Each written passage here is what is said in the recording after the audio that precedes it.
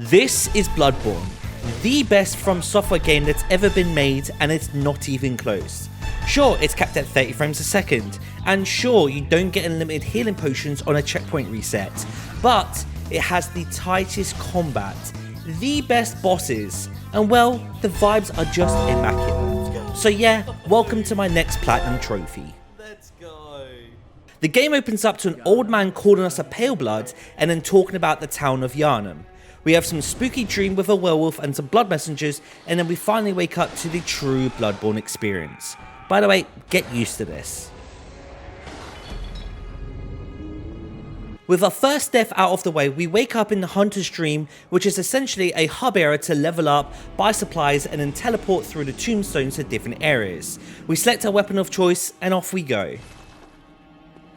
Every area in Bloodborne is designed the exact same way as a Dark Souls game. It's a long leading path to a boss with 2 or 3 shortcuts that will take you back around to the last bonfire, or checkpoint if you will, so that your walk of shame after getting killed by a boss doesn't feel so horrendous. Our first area is Central Yharnam, which I guess serves as a tutorial piece of the game and holds the most basic and standard enemies of the game.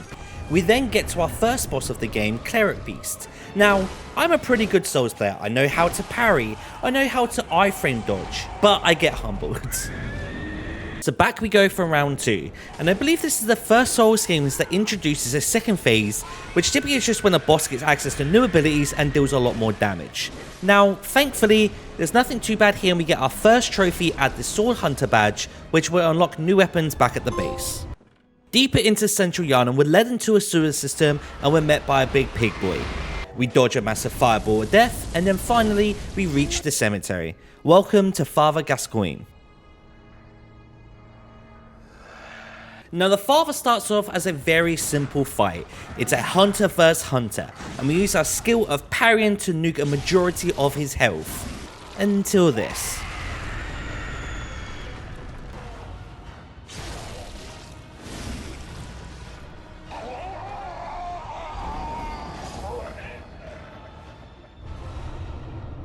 With Father Gascoigne defeated, we head into the Cathedral Ward, which just opens the game up completely and gives us access to a number of different areas. But first of all, I'm going to go on my little hunt for some secret treasures, and I come across my first blood gem, which you just insert into your weapon for different benefits. Deeper into the ward, I come across this beautiful cathedral with Vicar Amalia crying out and clutching a gold medallion. And then transforming into a giant werewolf thing, obviously. Now, maybe it's because I summoned an NPC. Whoa, why all the booing? Don't yuck my yum. But I found this fight incredibly easy. So it's essentially hit a few times, sidestep, rinse and repeat.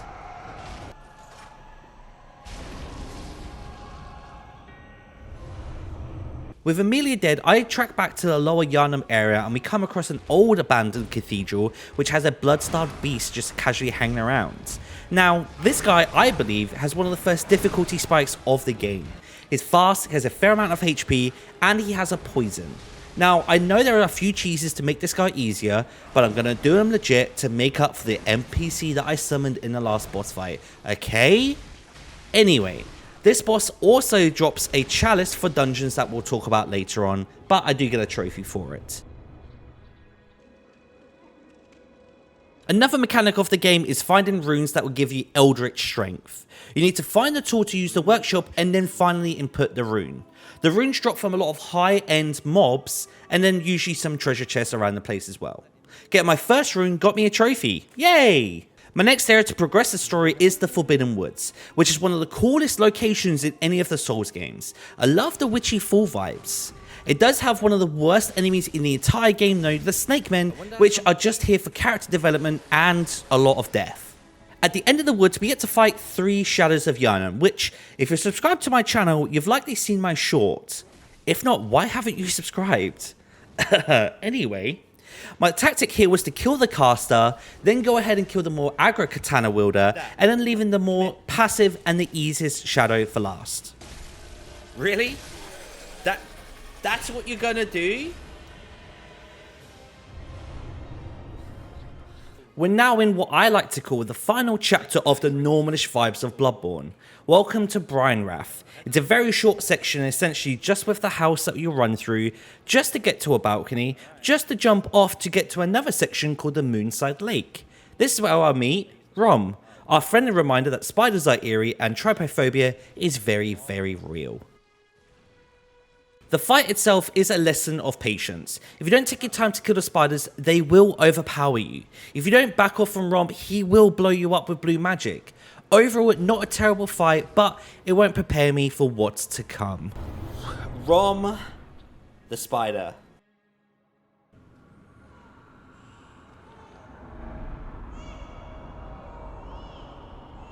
But before we get to see all the fun stuff, we're going to head back through the woods to find Hemwick's grotto, home of the crazed witch ladies. Now the vibes here, just like the Forbidden Forest, were pretty great.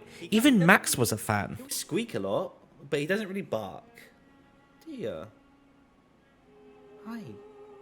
Our optional boss here is the Witch of Hemwick. She essentially just disappears and then summons adult versions of their Heartless from the Kingdom Hearts series, and then walks around with molds.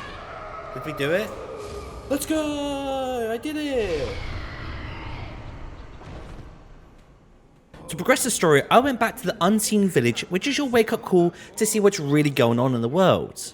This game does a terrible job at holding your hand on how to access items and areas, so with the power of Google, I went to find out to see where the tonsil stone is that allows us to get teleported by an amygdala to the Byrgenwerth lecture building. In the lower parts of the Unseen Village lies a boss that I tried to fight when I was level 20 and I got absolutely manhandled, so I went back to take my revenge. Dark Beast Pearl suffers from the condition of being too big for its own good. Simply staying under its body and dodging every now and again means that I get a lot of free damage and even tire his electricity out of his entire body. What is going on with this? I don't think there's a trophy here though. Oh, there is! Nice, Dark Beast Pearl. There's still a lot of exploring and secrets to find, so the next area I wanted to go to was Cainhurst, which I think holds the hardest boss in the entire game, yes, even over Kos. And I'll say it with my chest, damn it, go ahead and cancel me! In order to find Cainhurst, we had to find the envelope which holds our invite to the castle. Finding this led us through woods, a cave, and then finally the back of the old clinic where we first started. Now within this clinic, we found a lady on all fours. We also found the summons being guarded by this weird alien fuck. But taking the summons back to the Hemwick's grotto, we're picked up by the carriage which eventually takes us to the Cainhurst Castle. Gain entry to Cainhurst, the lost and ruined castle. At this point, I felt very confident. I've nearly one-shot every single boss this game, and I've had some experience fighting Lagares in the past, but boy was I just plain stupid. So, back to the Unseen Village we go.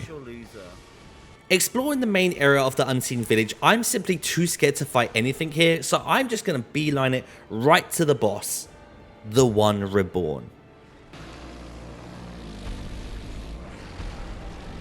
She's so pretty. Despite his very beautiful appearance, this fight is one of the easiest in the entire game, as long as you remember to kill the 6 servants powering the monster up.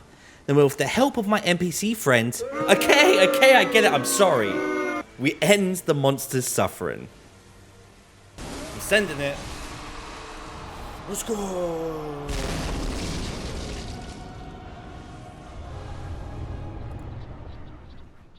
In between evenings, I did some more Googling and found that I missed a door to the lecture building that leads to another optional area, Nightmare Frontier.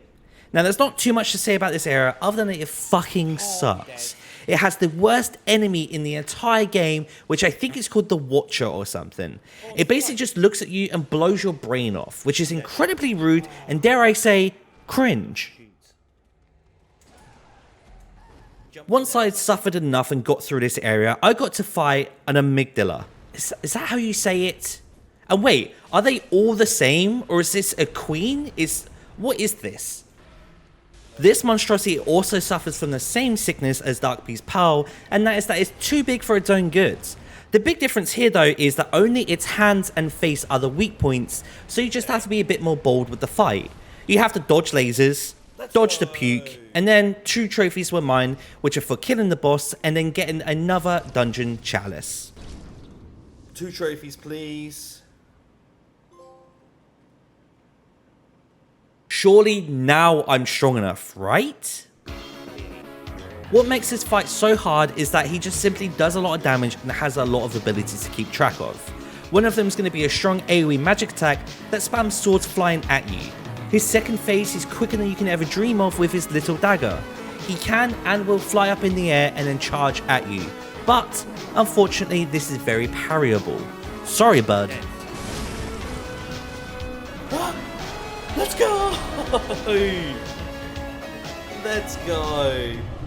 With the king dead, we finally get access to my weapon. The weapon I go to sleepies thinking about. Chikage.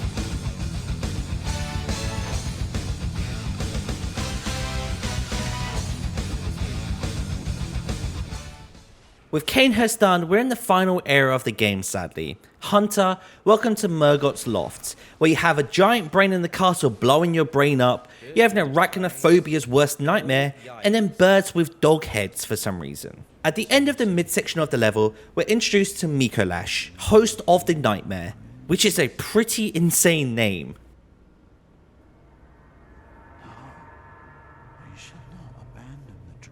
YZ in my live stream records this boss to be insane. You essentially chase this ding dong around through a fog maze until you get a small area where he spams the same alien attack, which is insanely easy to dodge.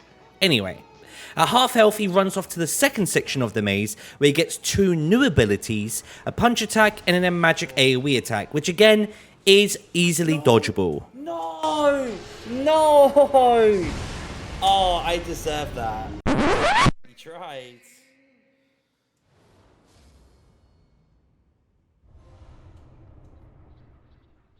With him defeated, we get access to the rest of Mergo's Loft, which again is another short section but with some very tough enemies. Like for example, the Shadows of Yharnam is now a normal monster. Okay. Oh, and lots of pig boys. The final boss here is going to be Mergo's Wet Nurse, which is the second to last boss fight that you'll fight if you're doing a very standard run. Now she's not too terribly hard, but her damage output is pretty wild, with only a few windows to run in and attack before getting punished for it. She also had this weird intermission phase where she turns the darkness settings all the way up to max and then throw clones of herself at you.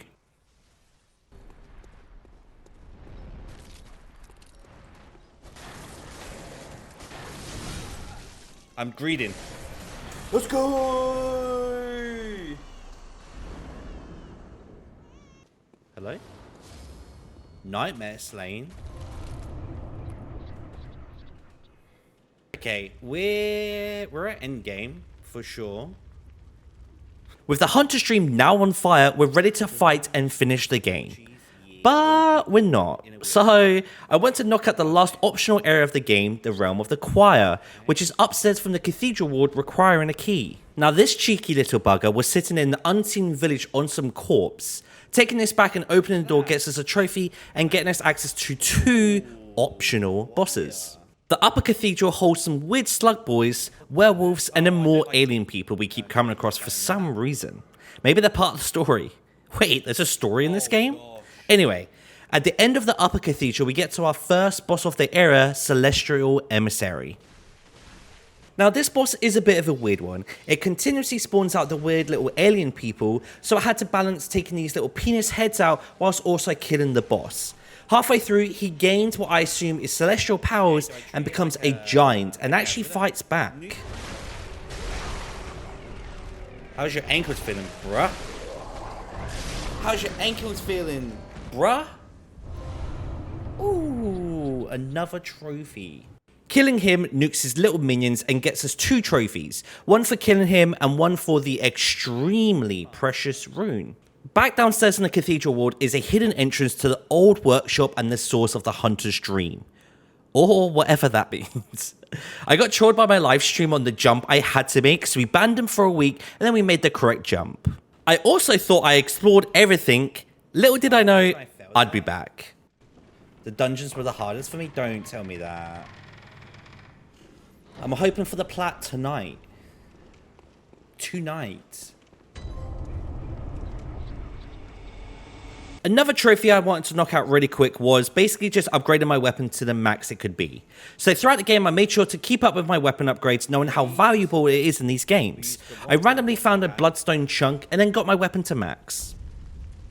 Weapon Master for 42%. With most of my ADHD sidetracking done, I went back to our celestial friend's graveyard and then found a path that leads me to Ibratas, Daughter of the Cosmos. Seriously, how do we get these names?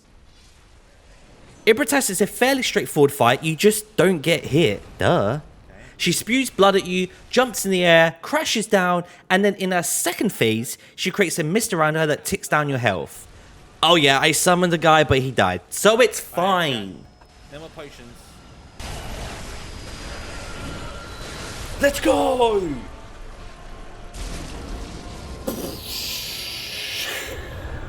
Let's go! Ibratas! And the Chalice! Let's go! So we're finally in the cleanup area of the game, and we're just running around collecting the special hunter tools that are available, which I think are the spells of the game. I've never used them, so I wouldn't really know. I was only really missing two, one from the bullshit area in Nightmare Frontier, and the other one from the workshop that apparently I missed. Who knew? The Hunter's Crafts. Somehow I missed it on my first run, but we got it. We're officially in the end game. All we have left to do is the very last boss and then Chalice dungeons. And if you know anything about the Chalice dungeons, they're a pain. They're long and they're a pain. So Chalice dungeons are marked as optional for most, but not for the Platinum Trophy. With the Chalices we've unlocked throughout this playthrough and for those trophies, they grant you access to dungeons that give you additional gems, lots of blood echoes, and then secret bosses. We have a trophy to kill the Pthumerian Queen of the Chalices, and getting to her requires you to play through 8. Yes, 8 different dungeons, all requiring materials that you need to grind in order to create a ritual just to gain access to the dungeon.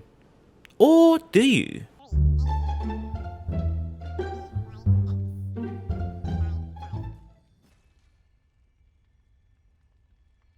With that code, we get direct access to the final Chalice dungeon, which holds Yharnam, the boss that we need for the trophy. The problem is that we're severely underleveled because we've just skipped 7 dungeons. So I'll be spending a few hours doing this loop for some quick levels, and then also I got this. Alright, acquire an extremely precious blood gem. Each Chalice dungeon has 3 layers for you to fight through. And if you think about it, if you have to do all 8 dungeons, 3 times 8, that's a big number. And this dungeon is no different. So we have to fight 2 additional bosses just to get to Yharnam. And this first fucker literally made me rage quit my stream. Sorry about that. Anyway, we fight another big boy, which I second shot, fun. And then we have Yharnam. This bitch. Meet Yharnam. This is the weird lady that we're seeing throughout the different parts of the game, and I don't know why, I'll be honest. She starts the first phase chained up, spewing blood at us that makes us blow up. And if you swing at her more than exactly 3 times, she'll also grab you and then deal 90% of your health in one go. Her second phase, she summons 2 images of herself that you can actually shoot in one shot, and then she also summons blood spears out of the ground. I don't know. Then her third and final phase, she turns her weapons into blood like I do mine, and then she gets a little quicker.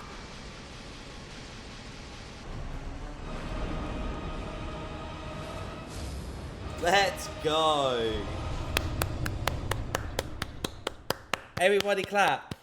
I checked to see what weapons I was missing for one of my final trophies, and one of them that I needed was from the NPC Alfred, who I met earlier in the game.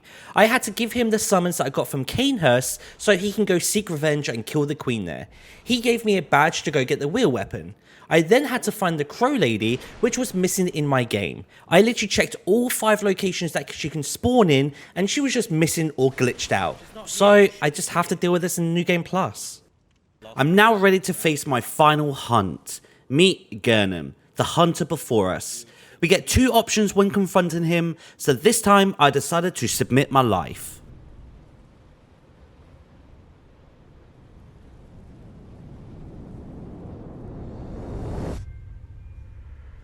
It's a great shot.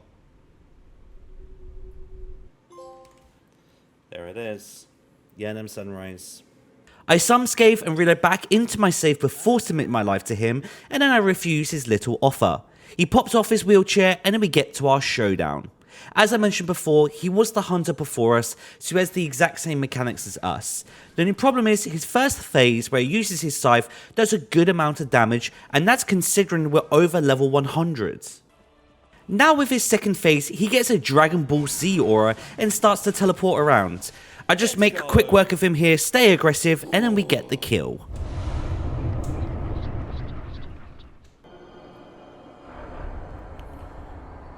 I thought this was the secret boss.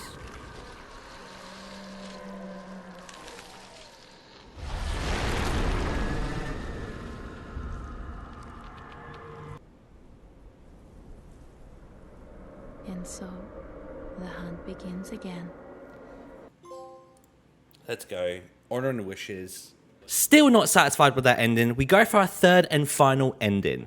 So there are 3 umbilical cords to find. There is one from the wet nurse that you just get automatically, there is one from the lady on all fours in the clinic, if you remember that clip, and then the final one was in the workshop that we got way earlier on.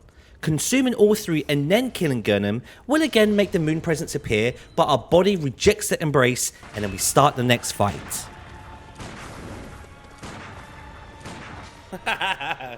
You know what? Whatever. I deserve it. I deserve it. Ooh. For being the very last and secret boss of the game, it is stupid easy. Sure, it's fast. Sure, it does a good amount of damage, but I just stayed aggressive and that's it.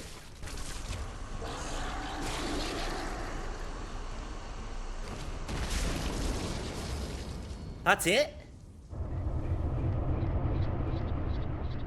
We get reborn as a weird parasite great one where the doll looks after us and the game is done. That's me.